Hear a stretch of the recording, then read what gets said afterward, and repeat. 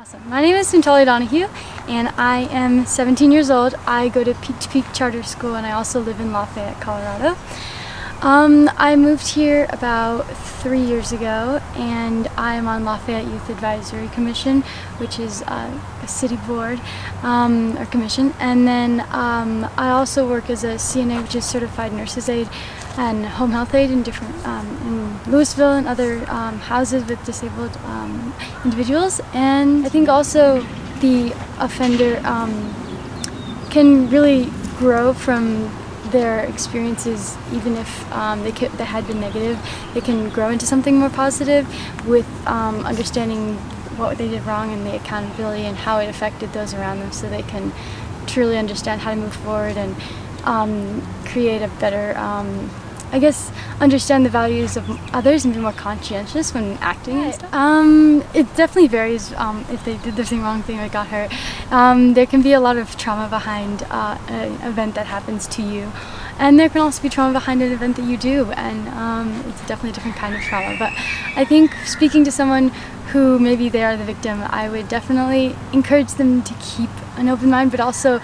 know that this is a chance for them to tell the offender what they did and how it affected them, because this is an important moment that the offender can create a new understanding of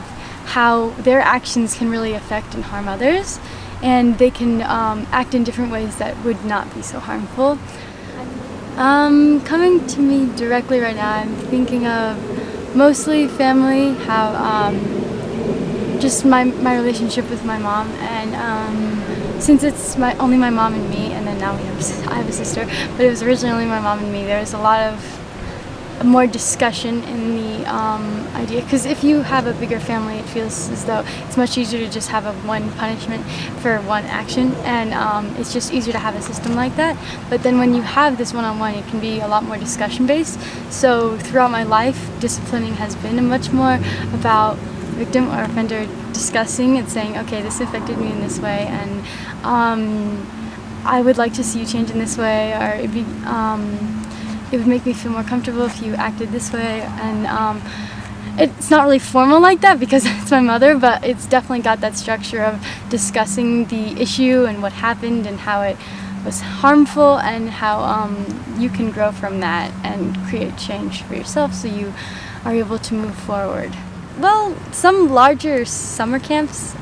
or just settings, it's much easier to have a one-and-done system where you say, okay, if you do this, then this happens, and there's no room for negotiation. And so I think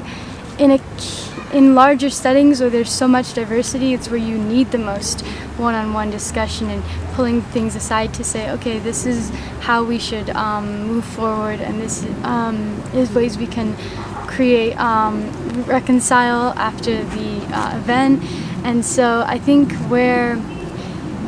again, back to the point of it's better to avoid isolating or alienating someone because they've committed a crime, but rather help them move forward to become a better community member. And I think the system helps, restorative justice system helps them kind of feel as though they want to become more part of the community, because sometimes individuals may feel like there's this wall put up now and then they just give up, or there's no way back into society in a way that's accessible to them.